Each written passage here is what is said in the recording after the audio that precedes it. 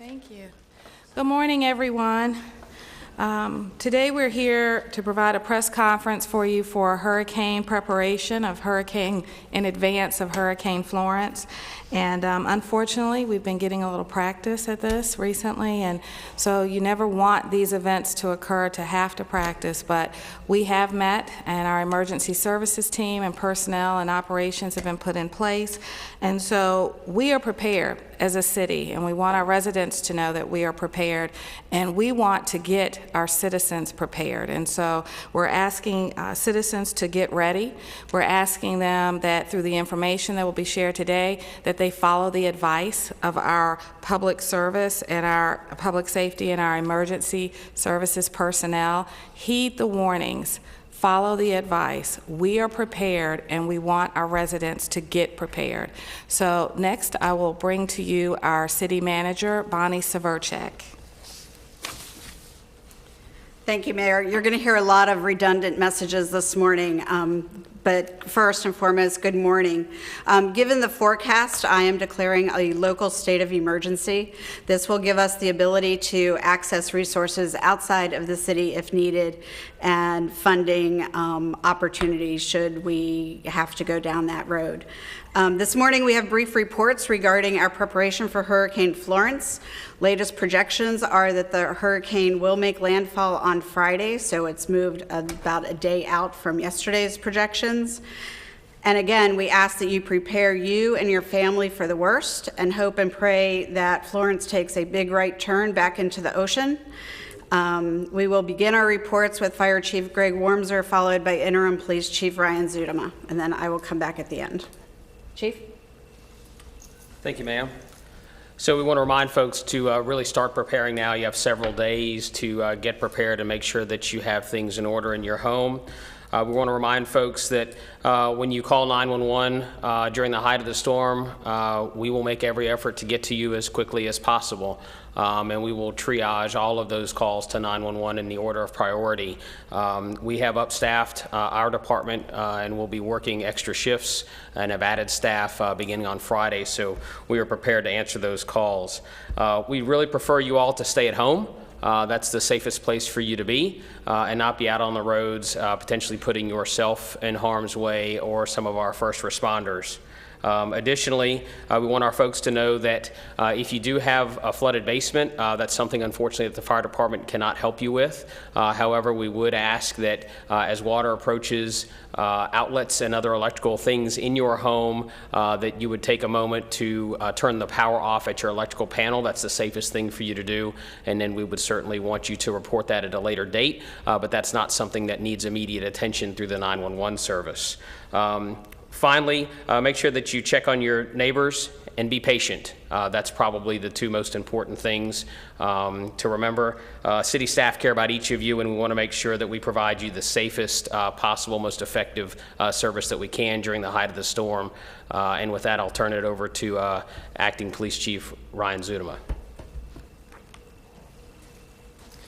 Good morning. Again, please plan early for this.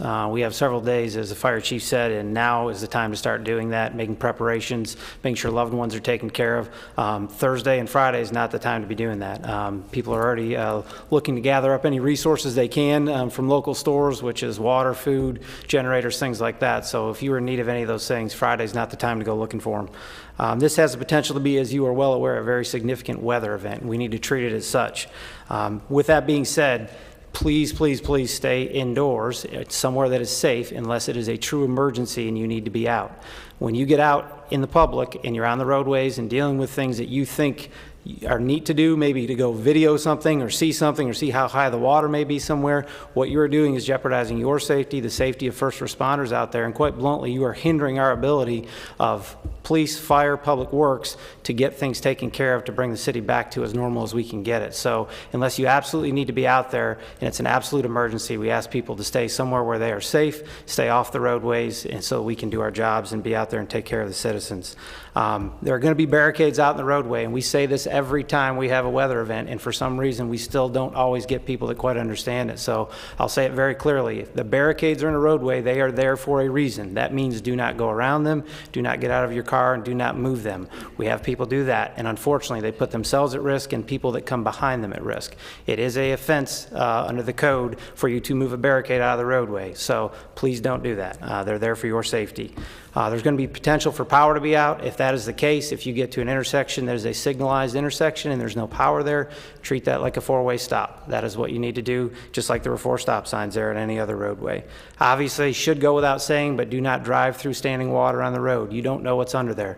What might have been a roadway a week ago or even 2 hours ago very well could have been washed away under there, so please don't drive through any standing water in the roadway. Same thing with power lines. We want folks to make sure they stay away from them. Just because a line is down doesn't mean it's not energized, and just because it may be a cable line doesn't mean that there isn't a power line somewhere down the road that's crossed it and has energized that line, so please stay away from that.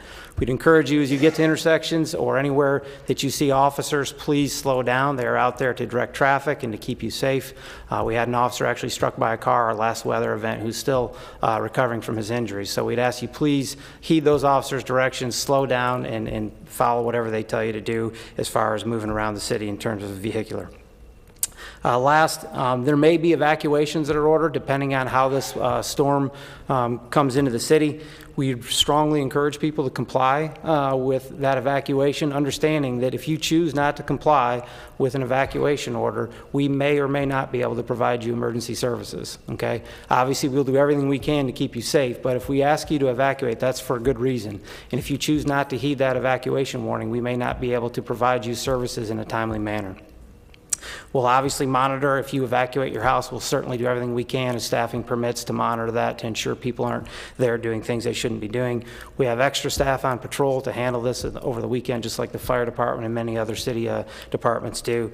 And we would encourage you, as you need information in this storm, if it's a true emergency, absolutely call 911. If it is not an emergency, we ask you call 211 for non-emergency information related to this storm. There are people that will be manning those phones, will be able to provide information and help guide you to the correct resources you may need. At this time, I'll introduce Jeff Martin, who's the Assistant Director for the Department of Water Resources. The Department of Water Resources, as with fire and police and other departments, we are adjusting the scheduling of our staff starting Friday morning.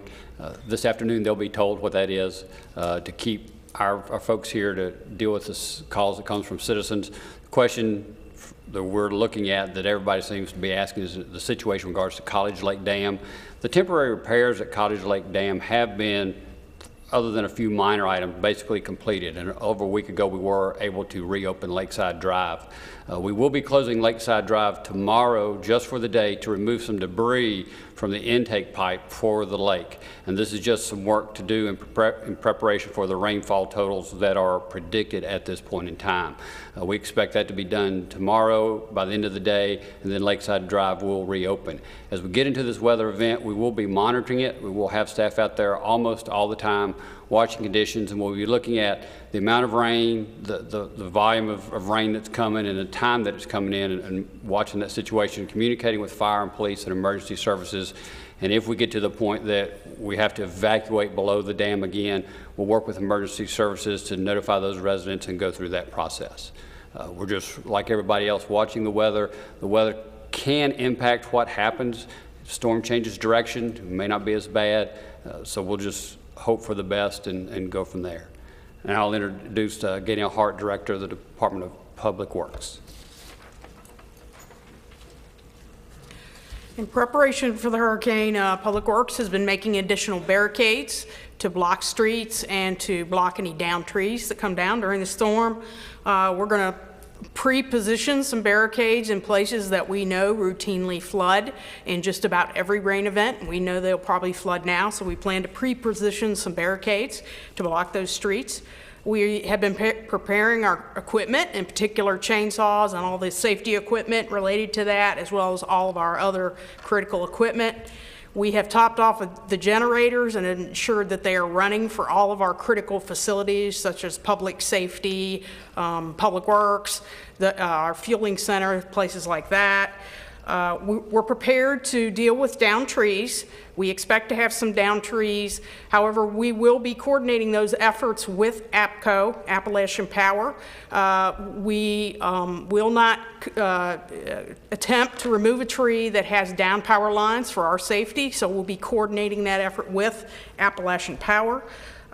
We also are going to be moving to 12-hour shifts like we do for every emergency, so we will have people on duty for 24 hours until we see the impacts of this storm. With that, I'll turn it over to Tamara Rossers, Director of Human Services. Good morning. In the event that we will have to open a shelter, the shelter will be located at the Salvation Army, 2215 Park Avenue, for the citizens of Lynchburg. We are preparing for the shelter as we speak. Right now, the American Red Cross van is parked outside the Salvation Army.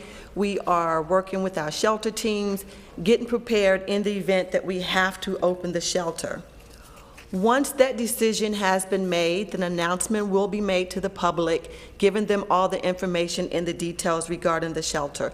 I do want to reiterate that at this point, an official announcement regarding the opening of the shelter has not been made. Once that is made, we will be coming forth with another announcement regarding the opening of the shelter. But we are partnering right now with Red Cross, getting our staff ready, and we will let the public know once that shelter is opened. So at this time, I want to call Michelle McCormick, who is director of our local Red Cross, who will talk to you about further being prepared for the storm. Good morning/afternoon. I echo City Manager Bonnie that we are very prepared as a city. Your partners, as you can see up here, have been preparing. And so now we ask as Red Cross and you guys to prepare yourselves, your families, your coworkers, your friends. It is very important right now as we watch what happens with the weather. Nobody really knows what's going on as far as what to expect other than weather. But it is important that we get our supplies, your kits, whatever you may need in your homes. That's batteries, flashlights, pet food. If you have infants, I know a lot of people worry about their babies and small ones. Make sure that you have enough supplies for them as well, due to power outages, anything else that may arise come from the storm. Know that Red Cross is actively watching all our evacuations, not just here locally, but statewide and also in the other states affected.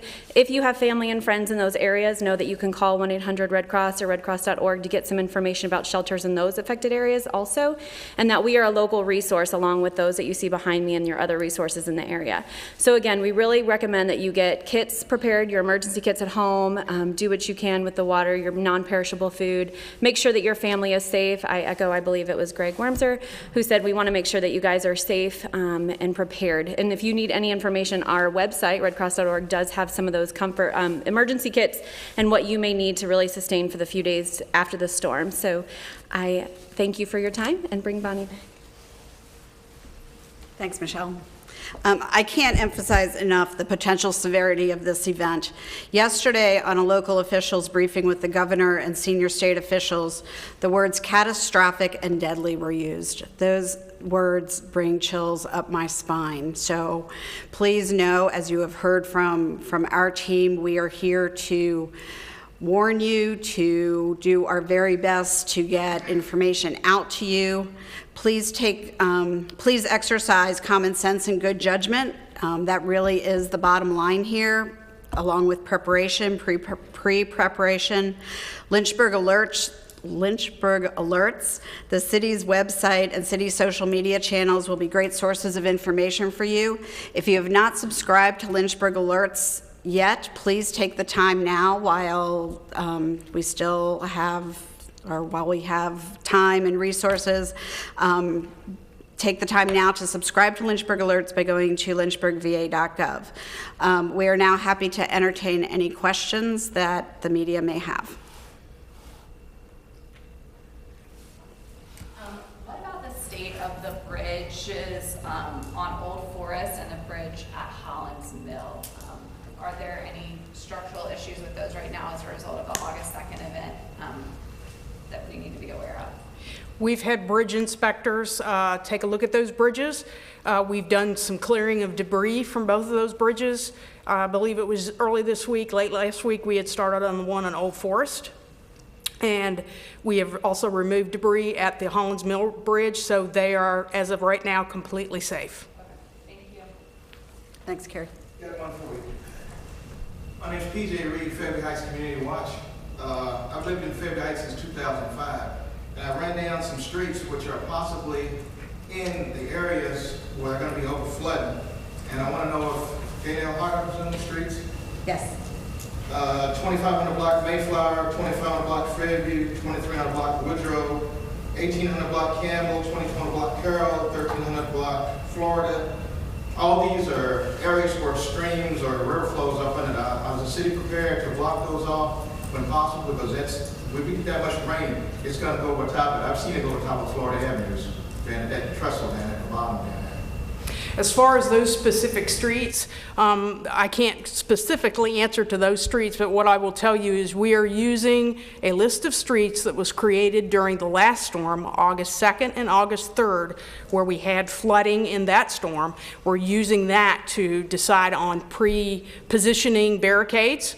It is unlikely that I can pre-position enough barricades to close everything, and so, you know, we'll do our very best to close what we think is going to be the most critical or potentially could flood over the quickest. All right, the proximity of that, as you can probably tell, is in the Fairview Heights area. Anything going in or going out is going to run into problems. That's why I picked that up.